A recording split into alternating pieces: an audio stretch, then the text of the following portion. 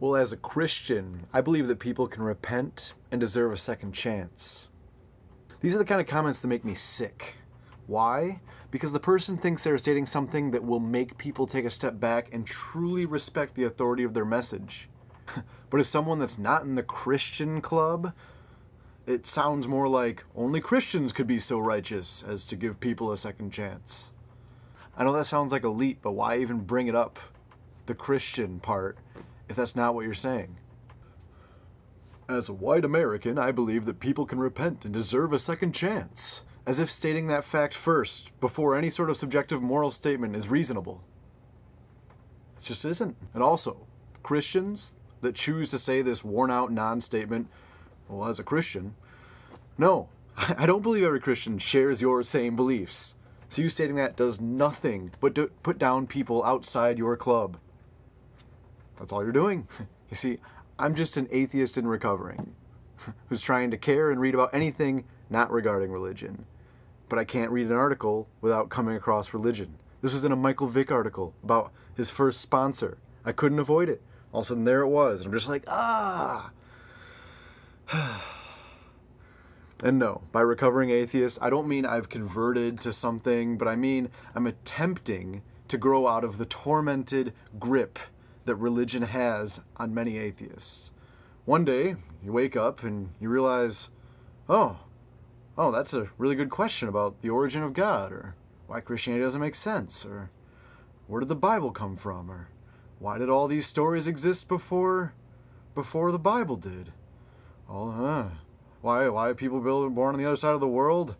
Why would they not be a Christian, and why would I think that they should be?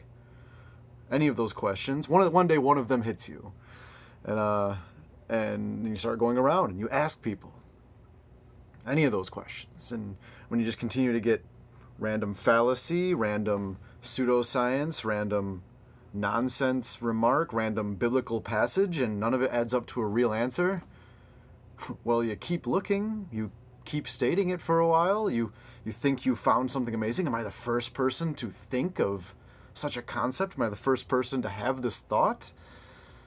And you keep going. Eventually you ask enough people, eventually you have enough thoughts, and you realize that no one's giving you the answer that's right in front of you. It's right there, like, oh, there just is no God, but all these people are just avoiding that thought with all these terrible non-answers. Shit. So how do you sit on that island? That's what every atheist has to figure out. So then you find yourself alone on that island, and with the reality and sincere thought, in a world that denies your conclusion and really, really doesn't like you, to say the least, if you chose to declare it open-heartedly, to try and share the wealth of this thought rather than just a faith.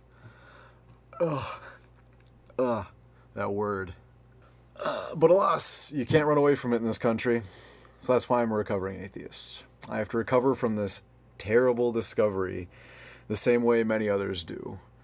You slowly seek out other people that deal with life, death, and religion in the same way you do, realistically. And if you don't, you never evolve from being one of the trolls you'll see below this video.